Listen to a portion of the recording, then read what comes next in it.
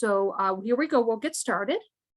This is how to understand the mind of your student, your Marshall student, and develop a teaching approach for them. I am Warder Gwen.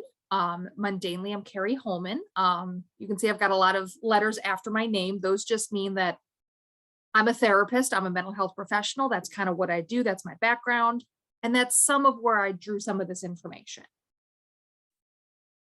So the purpose of this panel, or this class, is to learn about how to identify how your student best learns, with the ultimate goal of student retention. And the focus will be on methods of learning within like a sports psychology context. So not so much the best way to learn math or anything like that. This is in a sports psychology context. Change slides. There we go. So please note that to date, at least when I'm checking, there have been no sports psychology studies on athletes who are not identified either as strictly male or strictly female. So this does limit the research, but I do my best to try to apply my clinical experience as a therapist who works with the LGBTQIA+ community to try to fill in the gaps, but that is a limit, just so people know. And so because of this, and my desire to be accurate to the research literature that I'm drawing from, I will mostly use the terms male and female, but please understand I'm not trying to be exclusionary. I'm just trying to be accurate to the research. I don't want to misrepresent that research. So with that, why is this important in the first place? Why am I even teaching this? So from the research, poor coaching is a leading reason why women and girls do tend to leave a sport. Again, the caveat, there's no research to date on athletes outside of that boundary. So, however, I would suspect that this would apply to most, if not all, athletes. If you're having a poor coaching experience, I would expect a lot of people to leave that sport, especially if they're new or partway into this, not necessarily like Olympic athletes. So my theory is that we need to change how we teach in order to retain our new students. Most of you are probably aware that there is regularly conversation about how to bring new people into the SCA and then how to get them to stay.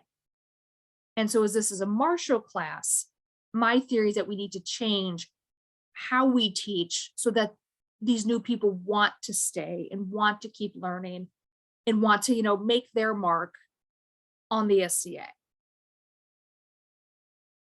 So the topics we're going to cover, and by the way, I just have everything out on each slide. I don't do like the phase in, fade out, because some people are faster readers, some are slower. So the topics we're going to cover in this class are the ways of learning. And the ways of learning we're going to cover are observational learning, learning styles, and then the effect of commitment, tolerance, and interest on engaging in a sport with the teaching factors that influence these. Because of course, that's what we're here to learn, how to change our teaching style to retain those students. So usually in the SCA, at least in the mid-realm, per my observation, most of our Marshall teachers just kind of wing it. Most of us are not trained teachers. Most of us don't have classes in pedagogy. So we explain it the way it was explained to us, and we show what works for us. We're like, oh, well, if your opponent does this, this is what I do because this is what works for me. However, this doesn't take into account physical differences or the natural proclivities. So like my fencing teacher is Master Kai. He is 6 foot everything. And I'm 5'5". So the things that are going to work for him because of his height aren't going to work for me because I'm just not tall. I am average height for a woman. And then there's just the things that our individual bodies want to do naturally. Those are those natural proclivities. Some people's bodies just kind of want to do X, and some people's bodies just kind of want to do Y. Whether it's, a specific skill, it's a trick, a maneuver, whatever.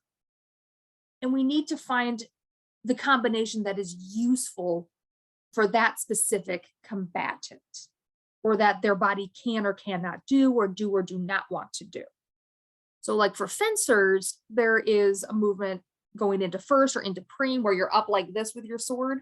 And ideally in one maneuver, you get way down there. I can't do that because I've got scoliosis. So my body physically cannot do this. So it would be useless to try to teach me because I can't do it anyway. Let's move into that observational learning, which is, just watching. And there are three functions of watching, of observational learning. It's watching to learn a skill, watching to learn a strategy, which we know is very important in our combat, and watching to improve performance. So we found in the research that both recreational, like us, and professional athletes, your NBA, your NFL, your Olympians, so on and so forth, use the learn a skill function of observational learning the most, particularly in one-on-one sports, or sporks, apparently. Please don't mind my typo, which, that's mostly what we do here in the SCA. We do have melee, of course, but, throw weapons, that's you against the target. Archery, you against the target. Heavy, you against your opponent. Fencing, you against your opponent. Cut and thrust, grappling, it's you against your opponent. It's one-on-one sports. So here, our watching to learn a skill is going to be really prevalent in how we learn these sports that we do here. And then after that is to learn a strategy and to improve performance. I put them in that order for a reason. So observing to learn a skill is very commonly called watch and learn. Watch how this person does it, repeat. Or, ooh, that was really cool. Show me how to do that. And so on this watch and learn, because research has to make this complicated, watch and learn comes in two parts. It then gets broken down into 4 stages. So first, you have, you're learning the skill by watching this other person perform it, and then encode it, which is just a fancy way of saying remembering what you saw. Then you go to try to do the skill yourself, which is, first replicate it, you repeat it. And then for this motivation, which is the motivation meaning to keep trying to repeat it, to keep trying to replicate what you saw. And so what do we mean by motivation? It's not just, yeah, let's do it. There's more to it than that. That, yeah, do it again, that's an external. That's your practice mates, that's your teacher. You do it right, and they go, yeah, you got it, do that again. There's also the internal, which is, yay, I did the thing. I performed this maneuver correctly. I killed my opponent. Whatever this looks like. But the thing is, with this motivation, it has to be strong enough to drive the student to try to reproduce the action over and over and over again. We also call this practice. The thing is, motivation can be completely and utterly killed by failing to improve or consistently reproduce that action. I'm sure everybody has tried to learn that skill where it just seems like no matter how hard you try, you're just not getting it, or you're just not getting it consistently. You get it 1 in 5, 1 in 10. And for a lot of people, there's this thing going on in their mind where they're like, okay, well, I've done this 20 times and I'm barely getting it. I don't want to do this anymore. You may see that if you remember when you were a child or you have kids yourself, and there's maybe, a subject they're really struggling in. I always say math because I was terrible at math. And it's like, your kid may say, I keep trying and I keep getting it wrong. So what's the point?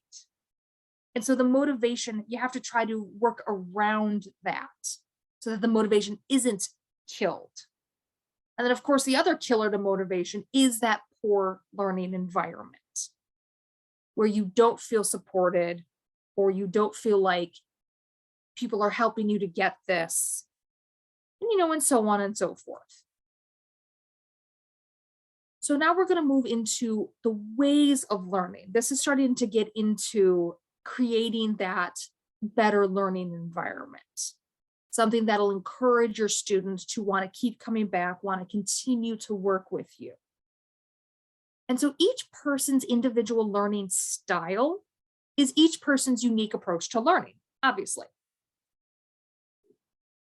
And this is influenced by your cognitive strengths and weaknesses. Cognitive is just, up in here, it's just your brain, your personality factors, and your personal preferences for between auditory, visual, or kinesthetic/tactile learning. That's just a fancy way of saying the do-it learning. So auditory, hearing it, visual, seeing it, kinesthetic, doing it, learning. So spoiler alert, the best way to learn an athletic skill is to do all three. But once a student's preference is identified, that can be emphasized. So you may have a student who prefers to hear you talk about the skill. You may have a student who prefers to watch you, or you may have a student who prefers to do. I've always been a more prominent do-it learner. Depending on what the subject is, I may secondly listen or secondly watch. But like in fencing, you can show it to me and my response is going to be, okay, let me try it. You could explain it to me and my response is going to be the same. Okay, let me try it. But I have people at my practice who you show it to them and they, good, got it. Or show it to me again, show it to me again. Then they have it and they can go reproduce it. So we're going to start off of all of these learning styles, these personal preferences, which as I just said, auditory is explained it to me, visual is show it to me, kinesthetic or tactile is let me do it. So once this is identified, once you and your student can figure out which one your student tends to lean towards, we can emphasize that. So now we're going to hit on these cognitive strengths and weaknesses. Translation, how does this person's brain best take in new learning? So it seems, according to the research, that all athletes seem to prefer getting less information at a time, meaning no more than 1 to 2 or 1 to 3 new things in a lesson. So because I'm a fencer, I'm going to use fencing terms. I've never done heavies, but I'll try to translate. So let's say you have somebody who's brand spanking new, day one. Maybe you will teach them footwork, moving back and forth and around, a lunge, and then maybe the different edges of the sword, true edge, false edge, or just one thing or just two, but definitely no more than that. Because anything more than that is real difficult to retain, and then it is difficult to incorporate. This is something that we've kind of started doing at my practice, where nobody's going to learn more than 1 to 3 things. And part of that depends on how challenging these things are for this person. So if you're teaching somebody one new skill and this is a little more challenging for them, just focus on that one skill. You don't need to add 2 or 3 other things. They've got a hard enough time learning the one. But if the one is pretty easy for them or naturally builds into part 2, then you can fold those together and that kind of a thing. Some athletes, in terms of these cognitive strengths and weaknesses, prefer a slower rate of change, meaning a slower rate of learning new material. It's kind of a more conservative approach to learning new material. So the thought process is kind of like, let me master each skill before taking on a new one. And so the rate at which each student masters these skills or, feels confident in moving to the next skill varies by student and varies by skill. I'm sure you've all had that student who's like, show me the next thing, show me the next thing, show me the next thing. Yeah, yeah, yeah, yeah. And you may be going, okay, look, slow down. Before we can teach you this, you have to at least be confident at that because the one builds to the other. You may also have the student who's more hesitant to move on to the next thing, where they're looking for real mastery of a skill before moving on, as opposed to, let's say, competence, which I think in this sport, in these sports that we do, is kind of more what we're edging towards. Because unless you're like Master Logos, I don't expect most people to have actually like mastered the lunge and done like 1,000 lunges a day. Because I think he does 100 lunges a day, but moving on. So that student may need a little more encouragement. Like, okay, you're competent here. Let's add the next skill. And so this is where the student, or not the student, the teacher evaluates how much information each individual student can tolerate in one sitting on this given day. Because of course, we all have lives and these affect us on a daily basis. But the teacher also weighs how much information this student can absorb at a time against their preferred rate of change, such as once this fencer picks up a dagger, it's all dagger, all practice. Or maybe this student wants to practice their dagger for part of the practice and then maybe return to single sword. Or they may want to practice last week's lesson, then incorporate this lesson or this week's lesson. And this honestly can vary by skill, and it can vary by day, and it can vary by student, of course. And the teacher also, with all of this, wants to evaluate what is the appropriate pace of advancement for this student. As we were just saying on the previous slide, does this student try to achieve total mastery before moving on? Or does the student try to learn new things before the building blocks are really set? Like we say, you've got to be able to walk before you can run. So maybe, if, we want you to have, a solid idea of how to use a single sword before you move on to dagger. Or maybe you have somebody who just really struggles with single sword and is just cognitively, sword and dagger makes more sense to them, and you want them to continue to have fun. Maybe that's the choice then you make. It's all about assessing where you think your student is at, and of course, trying to make sure that they have some fun. Because none of us are being paid to do this. We're all here because we enjoy it. So we want our students to have fun. Of course, we want our students to stay. That's kind of the point of all of this. So now we're going to go into ways of learning for commitment, or how ways of learning affect commitment, tolerance, and interest. Because each student is an individual, each student has differing levels of commitment to what they're doing, tolerance for what they're learning, and interest.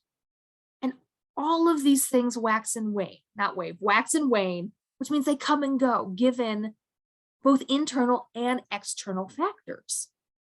So whether or not somebody had a good or bad day at work, somebody may have been told they're going to get a raise and they are feeling elated, awesome, and they are going to go to fencing and they are just going to have a great time. Maybe they had a bad day at work. Somebody yelled at them. Their presentation didn't go well. And so their mind is over here, or they're just feeling down. And that, of course, is going to affect their practice. Naturally, family stressors. Is there financial stress at home? Did you get into an argument with your significant other? Are you worried about your kids? Is your student in school? When I was in graduate school to become a therapist, by the end of any given day, I was like up to my eyeballs in psychology. So I only had about this much left in my head for fencing. So during that 2-year period, my teacher, Master Kai, really gauged and assessed where I was on any given day. And in that time period, if I was learning something new, I was only learning one new thing because that is all my brain could tolerate. And at that period, my rate of learning was also slower because, again, I did not have as much free space in my head to be learning yet more new things and practicing it and achieving competency. Because I was already up here in psychology. I'd been learning new things all day, every day for 2 years. Slower. But my teacher adapted to where I was at with, I suppose we would call that an external factor of school. So your responsibility as the teacher is to help the student identify their level of motivation and investment, and then respect and work within those parameters. So if you had a plan for what you wanted to teach your student that day, and they come in and they were saying, I've had an awful day, I'm stressed, I'm anxious, I just don't feel right today, maybe wise to throw that lesson plan out the window for today. Or maybe your student's thinking that they're feeling fine, but things are just not coming together. I have definitely had those practices where I show up and I thought I was fine, but I apparently left my fencing brain at work and I'm trying to fence and I'm like, I have apparently forgotten everything I ever knew because nothing is coming together. That is not the day to be trying to learn new things. That may be the day to review things that I have already learned, reestablish what I know, or maybe just hear stuff that the teacher knows the student knows how to do. So let's just try to have a good day, build some confidence, or maybe just go have some fun. Or if you're a student is saying, I just don't got it today, I just don't want to learn anything new, just respect that. And you can also ask, what would you like to do today? And if they don't know, talk to them, work with them, help them find out what they would like to do. So those internal factors that we mentioned seem to have the most influence on athletic learning. As somebody who works in psychology, this is of no surprise to me whatsoever. Our brain is a pretty powerful organ and it naturally affects everything we do. And so some of these internal factors that can affect us on any given practice day do include learning comfort. How comfortable is your student with this skill or with this environment or with you as a teacher? If you want to learn more about creating safe training environments, I've got a class on that later today, so please come to that. These internal factors also include effort level. How much effort does a student want to put into this today? Sometimes it's 100% and they are gung-ho. Sometimes it's 50%. Sometimes some students are just more interested in the thing they're learning than others. Some are just here to have some fun because they enjoy it. Some are there and they are gunning for that MOD or that knighthood. This could be like day 5 and they could still be gunning for it. There's also frustration tolerance, which is just how frustrated can this person get with this particular task before they just want to throw up their arms or, go have a cry in the bathroom. You're also looking at ability to change. This comes into factor with maybe if you're asking them to change up their fighting style or incorporate something new. People, if you've noticed, can get pretty attached to their fighting style because it worked in the past or because it's comfortable for them. Even if it's not working so much now, or if they've kind of gotten as far as they're going to get with that style, and if they want to continue improving or advancing, then they need to change up that style. And that can be a hard thing to break away from because we do put a lot of time into this. And then when you have that ability to change or that willingness to change, you have that commitment to that change. So if you tell a client or a student, and they agree, okay, I need to learn something new, I need to change up my style. And then the first time you send them out with that and they just get eviscerated, they may go, wow, that worked terribly. I'm not going to do that anymore. So again, that's a way of weaving in what we're learning, balancing that frustration tolerance and building their willingness or their interest in continuing to make that change. Depending on whatever their goals are, their goals may just be to go out and have a good time. Their goals may be to advance, to work towards that have-not. And I'm sorry, heavies, I don't know what the equivalent is for the heavies. Working towards that first level combat award, that second level, that peerage. And then we also have compliance with what is being taught. Now, with compliance, we don't mean like blind obedience. We just mean, okay, I hear what you're saying. This is what you're teaching me. I'm going to try to do it.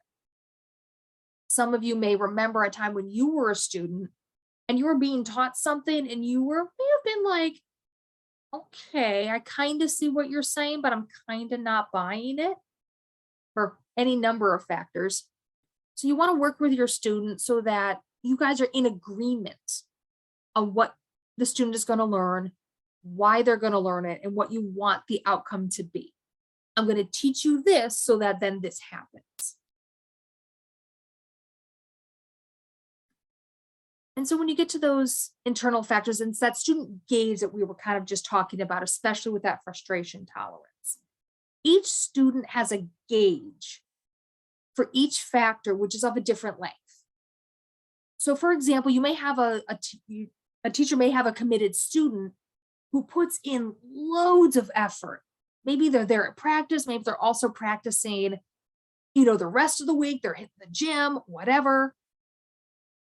But if that student's frustration gauge for maybe how easily they are getting this or how they are advancing, if you max out that gauge too many times, they may lose motivation.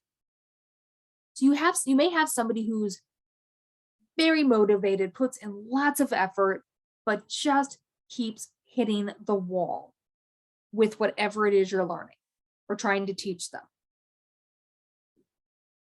Maybe they are just not getting how to incorporate the shield with the sword or how to move the sword and dagger together. And so if you max that out, if they just hit their I'm done, I just want to stop right now too many times, their brain is going to naturally go, if every time we do this, we feel miserable, why are we doing this? So even if they still have that level of I want to do this, their motivation will still drop and their brain will start kind of working against them. I see this with new students a lot. I see this particularly with my female students, where there's this, I have to prove myself. There's mostly men here, this kind of a thing.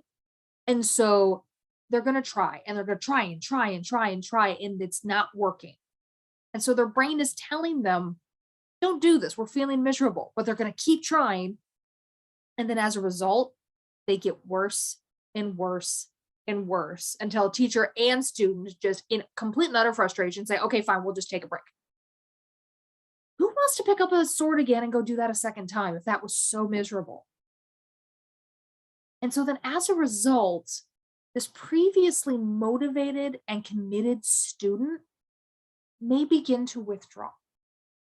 They may not come to practice as often. They may be slow to put on their armor. They may go to an event and not sign up for the tournaments, or maybe just do a few pickup passes, or they may be like, "Ooh, I'll marshal, I'll do the list."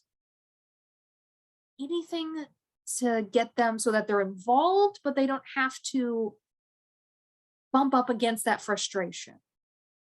I do see that with people where they hit a roadblock or whatever, and it's not like they just want to quit the sport, but they can't quite get themselves to put that helmet back on. And so that's what I see sometimes around the edges of the list. And I'm definitely one of those people who, if I know that person, I'm going to go over and ask. So let's try to just avoid that bit As you get to know your student better, you're going to start to recognize in their voice, in their body language, in their fighting, if we're getting close to maxing out one of those gauges. And that's when you want to tell them, let's take a break. Pop your top, go get some water. Let's maybe talk about it and let them come down from that before they max out.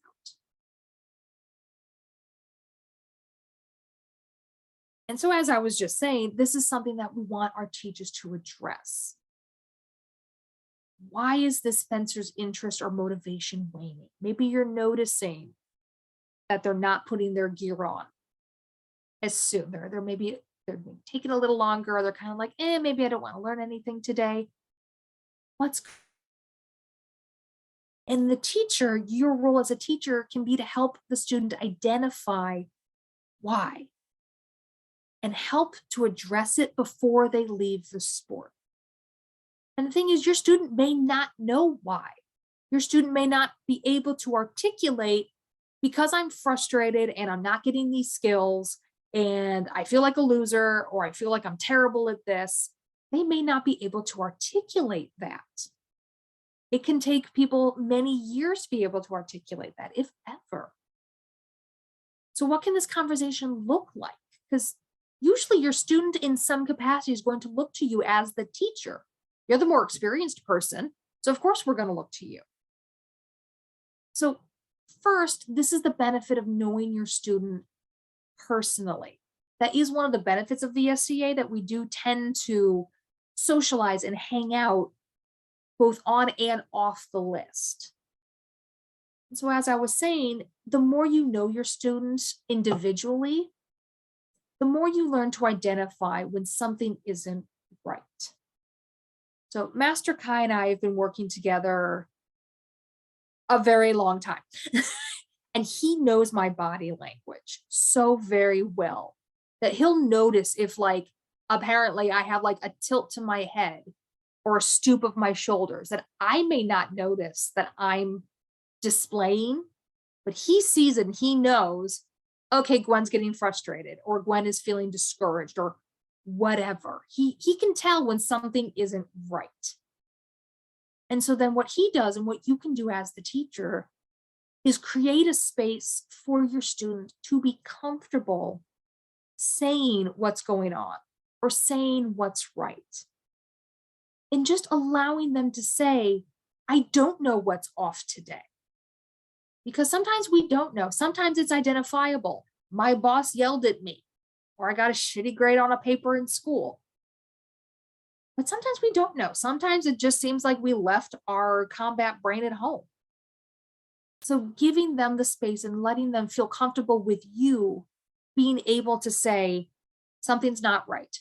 I don't know what's wrong. I'm having a bad day. Or even just, I'm getting really frustrated with this. And helping them to learn that they can say, I need to stop.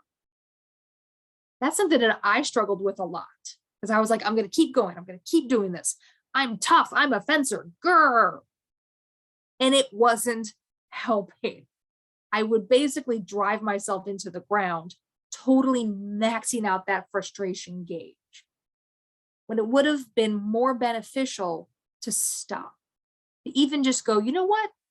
I need a break. I'm going to go pop my top, get some water, take a breath, or maybe even just, I'm going to go do a fight or two, and then I'm going to come back and try this again. Or maybe just, you know what? Today's not the day. We'll pick this up next week. These are all okay to say. And one of the things you can do as a teacher is help give your student that space.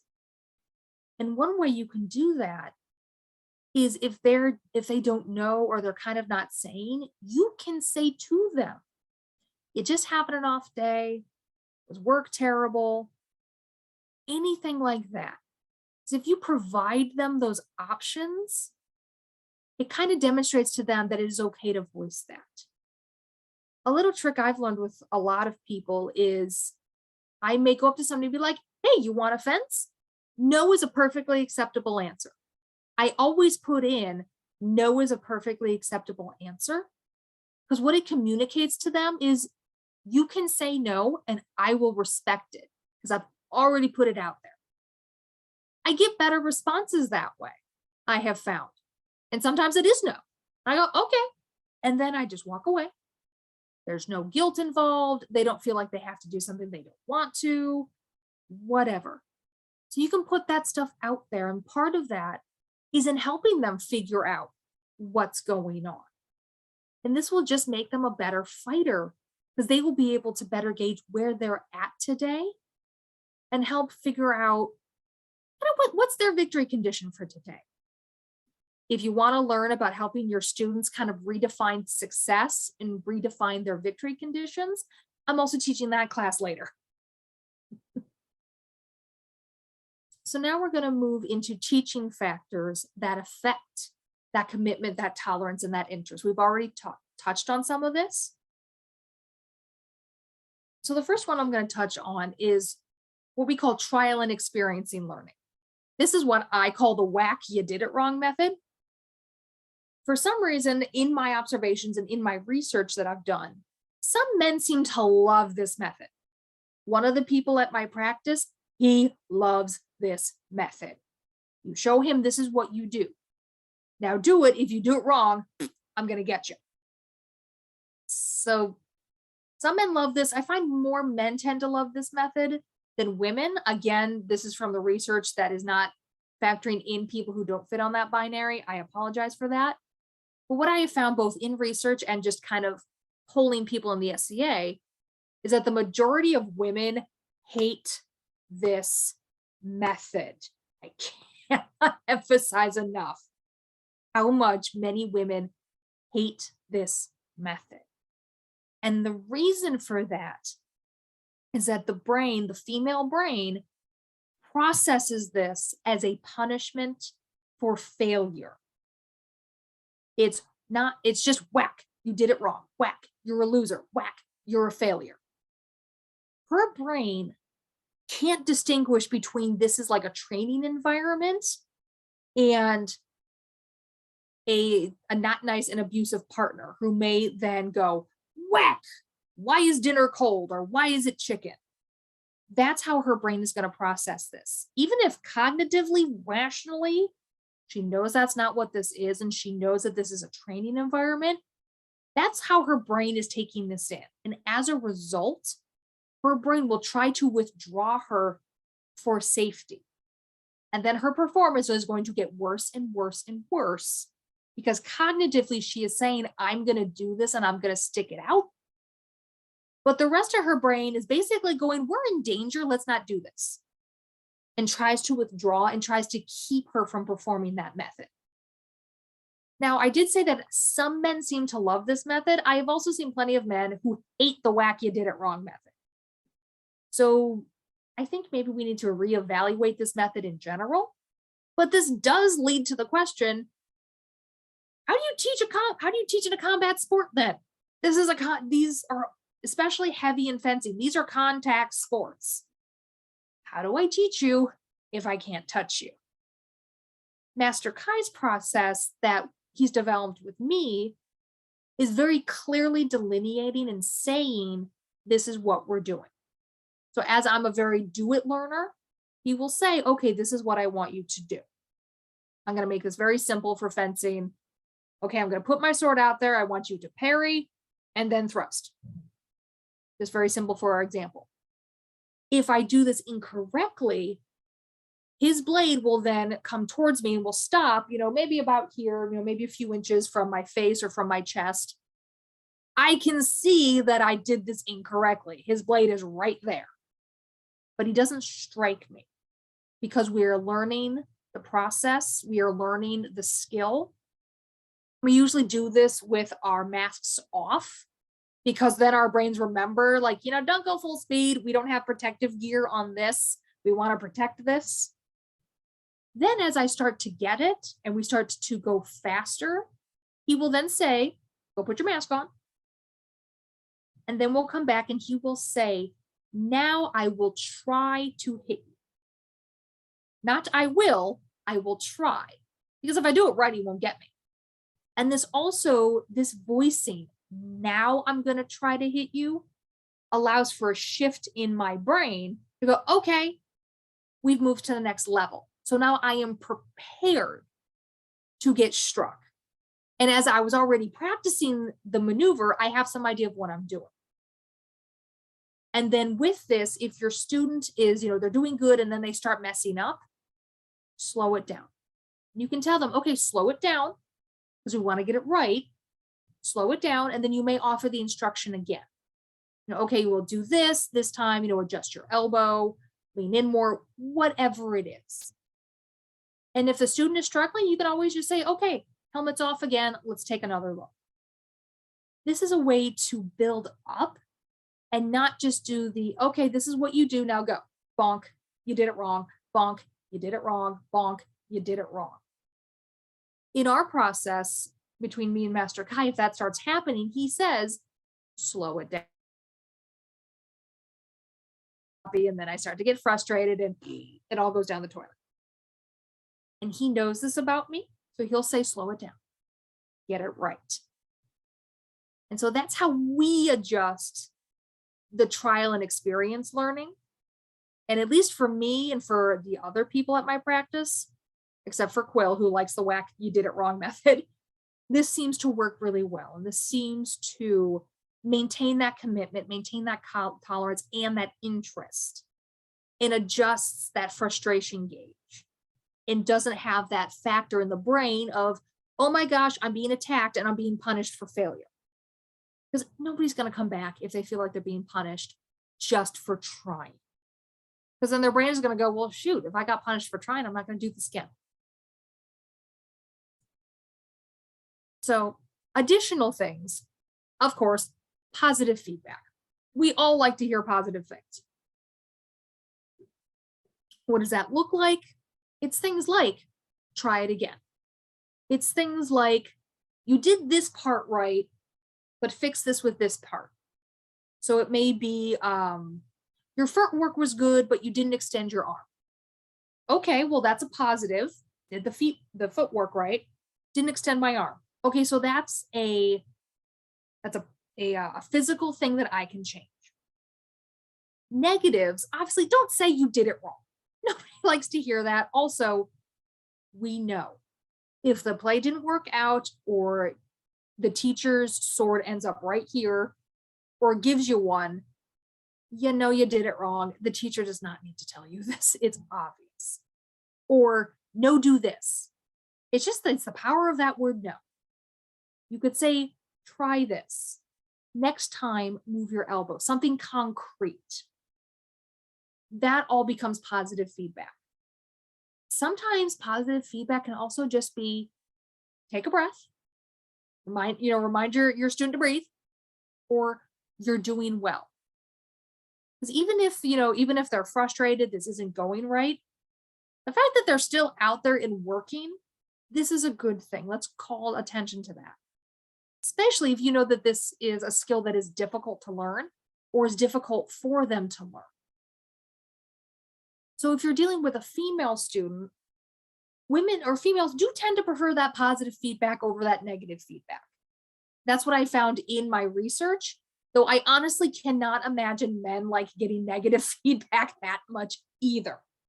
I haven't found any research, or I haven't looked for research that says specifically men hate negative feedback, but I really don't think anybody likes hearing, you did it wrong, no, do this, no, do that, no, I don't think anybody likes this. So then one question I've been asked when I give this class is, how do I give positive feedback without lying? Because we don't want to heap people with falsehoods. We'll be like, oh, yay, even if they're not doing well. You can say things like, that was close, assuming it was. That was close. Next time, incorporate this. That was close. Next time, move your arm another inch. Or next time, I'm sorry, heavies, I don't know, cock your hip. You could say, as we said, X part was good, Y part you were off. So your footwork was good, you need to extend your arm a little more next time. Or sometimes, if your student just tries something, or their body just does something. My body will do that frequently. It will do something on its own, And, maybe it's, you can do that, but that's maybe not what we planned. You can just tell them honestly, you can do that, but it's a risky choice. And here's why. Here's why this is kind of a risky choice. And then your student can decide if they want to take that risk or not. Some students are more risk takers than others. And as we've said, the benefit of combat sports is it's pretty obvious when it goes wrong. You can have your sword 2 inches from your student's body, and they can see very clearly they didn't do the maneuver correctly without being physically struck, depending where you are in learning that skill. If you've gotten to the helmets on, okay, now I'm going to hit you. And even then, you can have helmets on and you can do it at a quarter speed, half speed, 3/4 speed, full speed. And then if they're starting to get sloppy or they're starting to lose the sense of the thing, just slow it back down again. This is totally fine. And this reinforces just good mechanics for your student, and also allows them to take a step back, take a step forward, move up, move down on that speed scale. This is all part of the learning. And this will help maintain that commitment, maintain that tolerance, and hopefully maintain that interest. So then when we have real-time application feedback, which means explaining the effect of what is being learned in real-time, real-life situations. You can tell your student do X, which then may lead to the question, okay, why? Why do I do this? So rather than explaining the underlying foundation of a theory or a strategy, which may be, and some students do like this, it may be like, well, the geometry says, or the math says this, if you do this, their sword does that, or because of torque. There we go. Like, well, why does that happen? Because of torque. You can say, okay, well, in real time, in a real life situation, if you do this, this happens. If you put your sword here, their sword will then be put offline. As opposed to, as I have here, it happens because of torque. So this is what, in my research, women seem to prefer over that whack, you did it wrong method. I have found some students, men and women, who want to know, I'll say, the science or the physics behind why does it do what it does. But I've also found kind of a greater number of students who prefer to know, as opposed to the why it happens, it's the what does it do? Why do I do this? Well, because if you do this, then your opponent does that, with hopefully the ultimate outcome of they die, you don't. This is generally what we're aiming for in combat sports. Now we're going to move on to that frustration tolerance as well as patience. So just so that we're all working with the same definition, frustration is the feeling of being upset or annoyed, especially because of the inability to change or achieve something. If you've ever had kids, the frustration of getting a toddler to put their shoes on. And no matter what you do, you cannot get the toddler to put their shoes on and get them out the door. Same thing happens in combat sports. Same thing happens in everything we learn. Maybe you are just struggling to write that essay or learn that math or whatever. Impatience is the capacity to accept or tolerate that delay or that trouble, or I'll say that suffering, without getting angry or upset. So knowing, okay, yeah, this is hard, this is frustrating, but I got it. I can keep going. That's patience. Being patient with that toddler. You may be thinking, oh, for Pete's sake, why is it taking me 10 minutes to get shoes on my toddler and out the door? Patience is being able to tolerate that and tolerate that delay, and perhaps say to yourself, my toddler will eventually grow out of this, hopefully. So one difference between, in the research, the male identifying and the female identifying athletes is that our female athletes appear to have a lower frustration tolerance, meaning they get frustrated more quickly, specifically when not meeting their end, when not meeting their goals. So this means that your female students may become frustrated faster if she's like just not getting the thing she is trying to learn. She's just not getting it, just not getting it, just not getting it. She's likely to get frustrated faster. And sometimes, especially in our mixed sports, like everything we do in the SCA, there can be that pressure to feel like she has to prove she's as good as the men can be. This can be a very strong factor in, for lack of a better phrase, mixed gender sports. This is something I found when I am polling female combatants in the SCA. A lot of them feel this pressure to prove that they can go toe to toe with the men. But on the flip side, our male athletes, so there seems to be a difference between I'm not getting this versus I'm not getting this fast enough.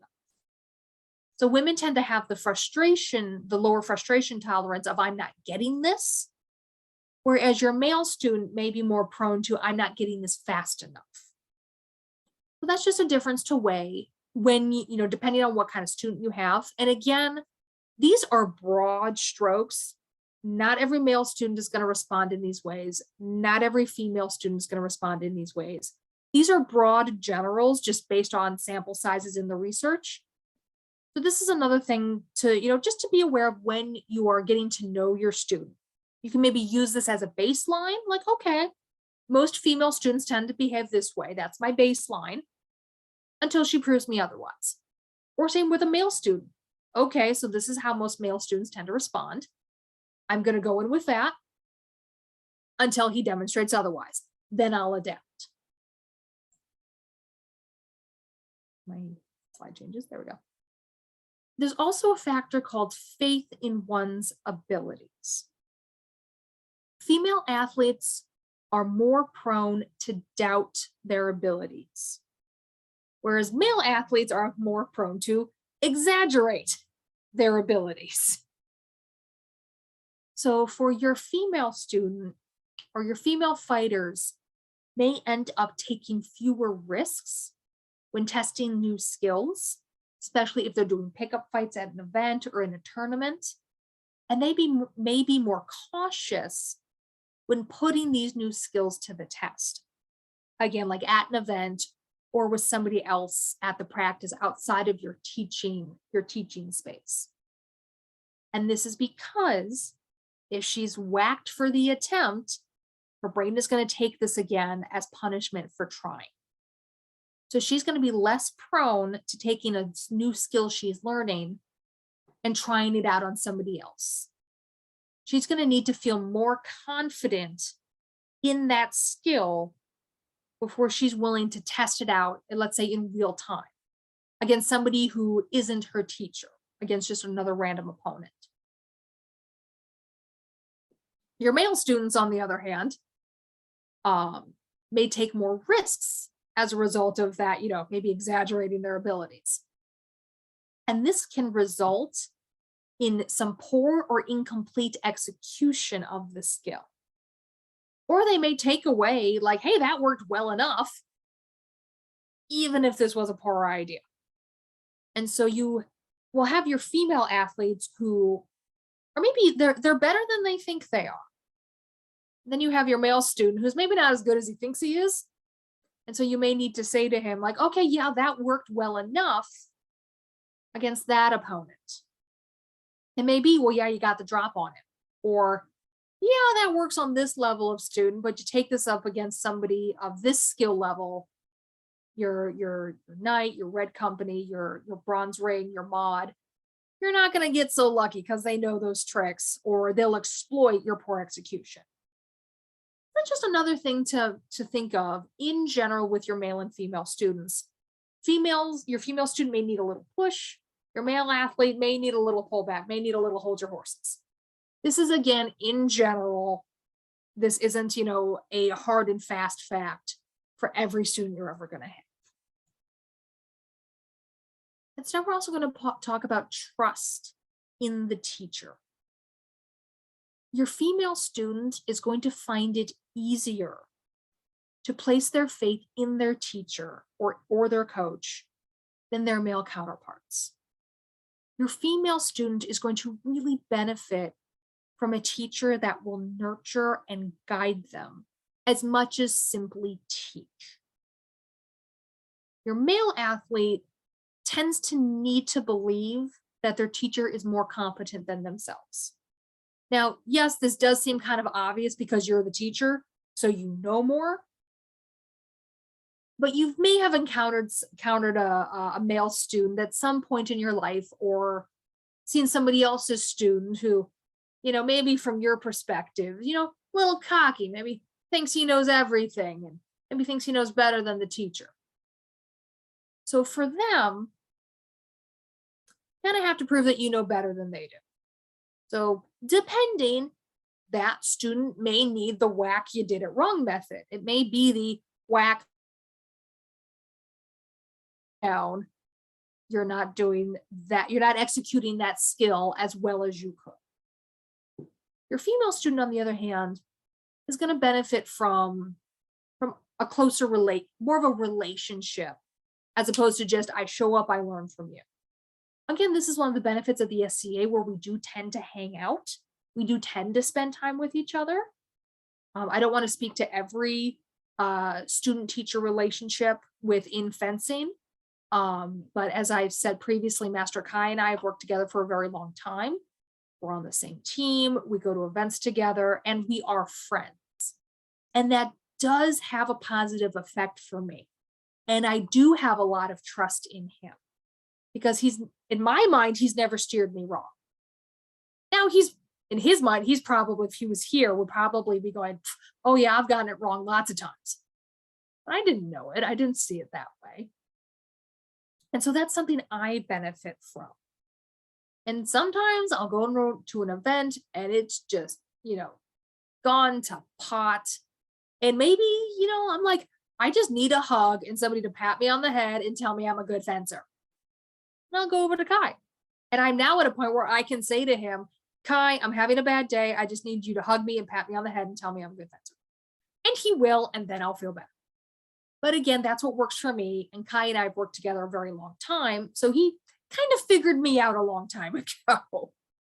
So there's a difference there between trust in the teacher and I'll say belief in the teacher's competence, which obviously you are, because that's why you're the teacher. But again, just making sure that your student knows it. Okay, so now trust in the teacher part 2, which is setting up for success. And this will continue to help your student build that trust in you. When you're fighting your student, let's say you're sparring, or you're saying, okay, now let's take this thing we're learning and put it into that real-time context, fight just above your student's level. Make the fights tough enough that the student has to work for their victories. But don't fight below their level. Don't fight at your A game, because otherwise they're never going to get this, because you are that much better than them, because you are the teacher. But pivotally, when you're doing this, when you're fighting just above your student's level, don't fight worse. Don't do things that you would never do in a tournament, or things that nobody else would ever do in a tournament, like just taking your sword and just putting it over here. Because that's not going to do them any service. If they are never going to see that in a real fight, don't teach them that this is something to expect. So fight bigger.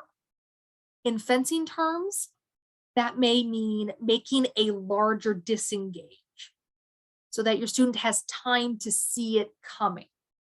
Maybe wait a tempo before the attack, because this allows the student to develop their eye and the sense of the fight. If you go at your top speed, they are never going to see it coming. And that's not going to help them. They're not going to learn. And you're going to ping out and fill up that frustration gauge pretty fast. You don't want your student to walk away from this going, Well, if they're going to get me no matter what I do, what's the point of fighting? So fight just above your student's level and show them, restrict what you do to things they've already seen. If your student hasn't even learned what a disengage is yet, don't just throw that in there. They don't know what that is. They don't know what to do about it. If you're going to throw something like that into the mix, that's for your advanced students. That's when you're trying to build out that decision tree and teach them how to respond to things they haven't seen before. But that's a higher level student. So I have preceded myself. Limit what you're showing them when you're inspiring to things the students have seen before. As we said, throwing just something new into the mix, that's for advanced students.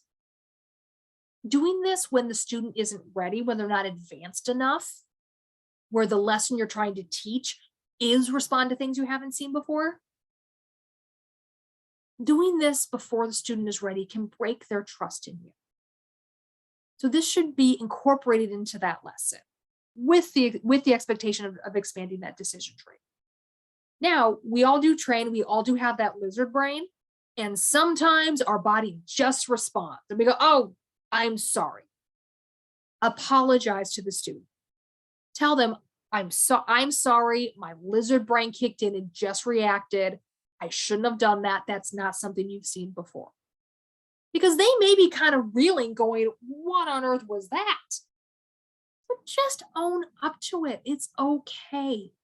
But even if you threw something that they hadn't seen before and you didn't mean to, the apology will maintain that trust or will help repair that little rupture you just had. So all of this is very important because the student learns nothing if they get their butt kicked just because their opponent is a better fighter. When I have polled women in the SCA and when I've done the research, they hate this because this sends the message, you will lose no matter what you do. So why fight? This fighter has better things to do than be somebody else's punching bag. And I can't imagine most men really like this either. I imagine there's men who are like, yeah, I'm going to go out there and get my butt kicked and then I'm going to go practice. Some people like this. A lot of people don't. Women hate this. I imagine a lot of men don't like this either. So as a side note, even if you aren't a teacher or you're not teaching that fighter, if you're at an event and you're a better fighter and it's not a tournament, you can ask your opponent, what is it you're looking for? So, if you go out and you kind of look at this person, you're maybe kind of checking out their garb, what are they wearing? And you're like, okay, yeah, this person looks like they're wearing some gold key, or, I don't see a cadet scarf or whatever. You're trying to assess, okay, where am I in comparison to this? You can just ask them, what are you looking for? Is there anything I can help you work on? And they may say, I'm working on my cross parry. Okay, would you like me to set that up for you? And then you can go and fight and you can set up a few attacks that encourage them to practice that cross parry. Or they may say, bring me your A game. Okay, I will bring my A game. Let me know if you want me to adjust that. Adjusting your skill level to your opponent, that is in itself a skill.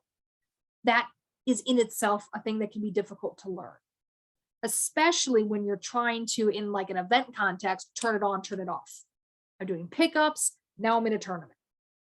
So if you feel like, maybe I don't know how to do that very well, or I'm in my tourney mindset and I need to stay in my tourney mindset, you may tell your opponent, you may say, I'm in my tournament mindset, I need to stay in my A game.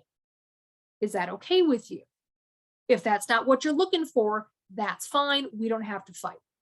Putting in that alternative to show that you will respect that and there will be no hard feelings. If they're like, actually, yeah, I'm not looking to get my butt kicked by a knight or a mod or whatever. And then you're like, okay, yeah, we don't have to fight. Let them go, you go. This is all good. But if you're looking to help somebody learn, whether you're a student or just at an event, you can ask, what is it you're working on? Is there anything I can help you set up? Sometimes the answer is, yeah, just fight me. Okay, what kind of fight do you want? A game, B game, whatever, and adjust as you go. Because nobody learns anything if they just get their butt kicked. And you have also proved nothing other than that you're being kind of a jerk. Again, if this isn't in a tournament, if it's in a tournament and you're there to win, go ahead. That's my little soapbox. So we're at the end here. I've got, little 4 pages of bibliography here if you want me to scroll through them. Actually got through that way faster than I thought I was going to. So I will happily open this up to the people who are here attending. Please go ahead if you want to unmute yourselves or type questions. I will stop sharing my screen. I would love to chat with people. I'd love to hear your thoughts, any little nuggets you have, anything. If you don't want to be recorded, you can just put stuff in the chat and we'll go from there.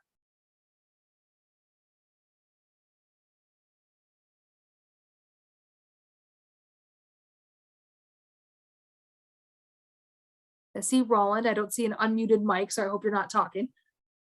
Oh, I am now. There we go. Hi.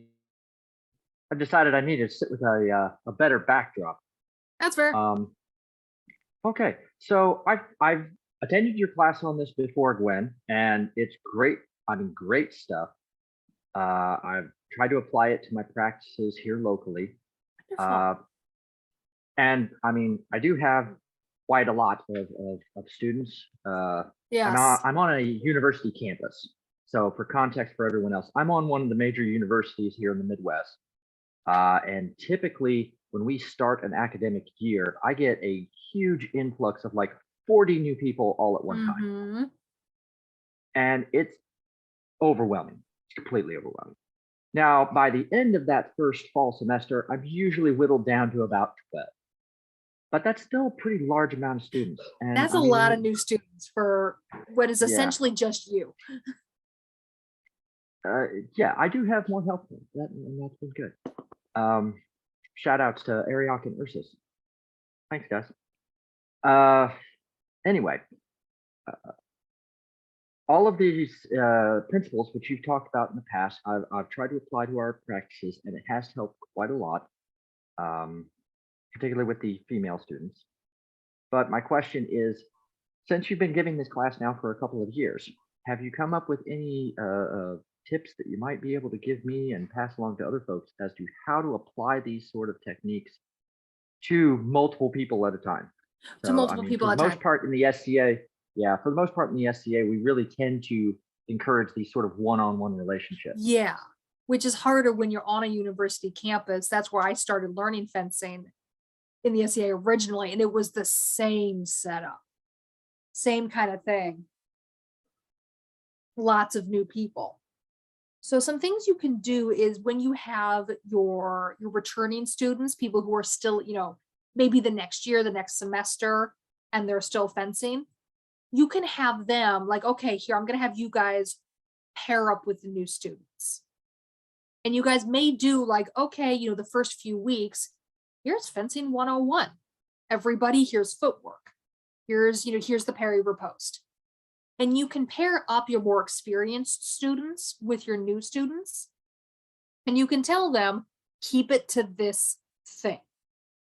And you can tell them, don't throw in new things just to see what they can do. It's going to go badly. Here's one. So you can draw on the other students you have to introduce some of those things. At least at my practice when I was in college many years ago now, things were a little more structured. For the first hour of our 2-hour practice is everybody's going to learn this. Or when we had like 3 teachers, this teacher had this teacher had this teacher had this. And then we had sparring for the rest of the practice, because that's the fun part. Have I sent you, Kai and I developed kind of like our training curriculum, kind of like 0 to competent. Here's a bunch of lessons. Did I ever send that to you? Yes, I have received that. I don't know if I received it from you or through other channels. Okay. Because that's a thing you can Honestly, also, uh-huh, no, it's just honestly, the lesson plan is great, but like yourself, I feel like maybe I'm more of a kinesthetic learner.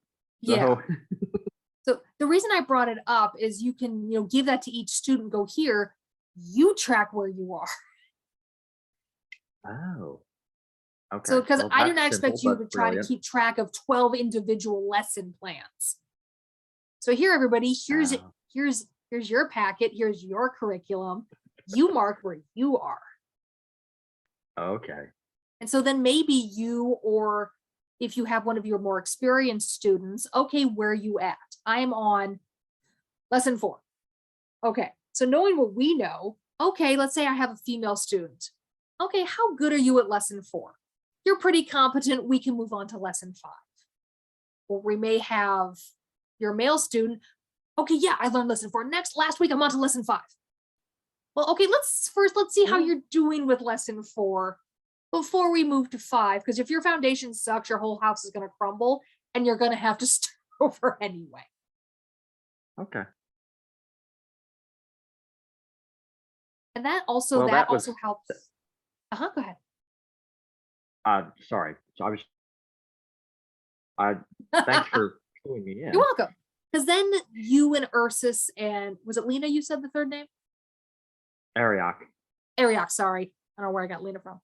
Then when you guys are in that teacher mode, which I'm guessing, now you guys can float. And if somebody's like, okay, this isn't working, I don't know why, teacher. And then one of you Okay. can go Okay. over, okay, what's going on? Because heck, I will do that if I'm sparring with one of Kai's other students, if I'm sparring with Rosalie. She's learning Spanish. I don't know Spanish. So I may be like, let's figure this out. And maybe like, okay, I'm getting you, but I don't know what you're doing wrong. Hey, Kai, or Terry, Logos, whoever's available. This is what she's trying to do, but I'm still winning. What's going on? And so then they can diagnose for us and then we can continue. So maybe that's something that would help. Okay. So distribute the lesson plan. Let them track their own, sort of individual progress. Disperse the teaching as much as possible.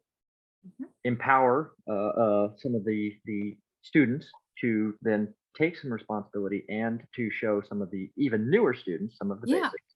because one of the best ways to And then learn is to teach. and then if all else isn't working, basically convene the council of marshals. Yes. Because sometimes somebody will call me over and I'll be like, you know what? I don't know either. Adam, who's smart and available? Adam, over here. And we're remember there was a time it was me, Kai, and Chrétien with a new student. We're like, what is going wrong? And Chrétien was the one who figured it out. We told the student, knee, point your knee over your toe. And we're like, why isn't this working? It turns out she was built funny. And so knee over toe didn't put her body in alignment like it did ours. And so Chrétien goes, forget everything we just said, just do it. And so he's looking from like hip up and he goes, well, that's it.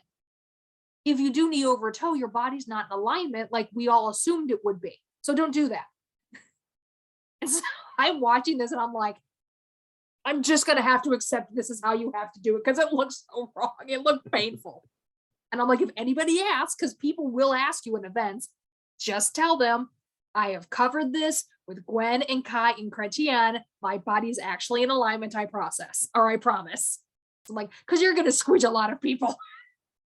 Right. Awesome.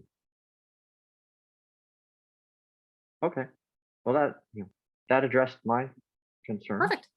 Usually I get way more Well, hey. questions. I gave myself 2 hours because usually there's way more conversation going on, but maybe that's just the difference of video versus in person. But I'd rather have more time than not enough. And good luck on your next class, and thank you for Thank teaching. you. Of course. See you guys around.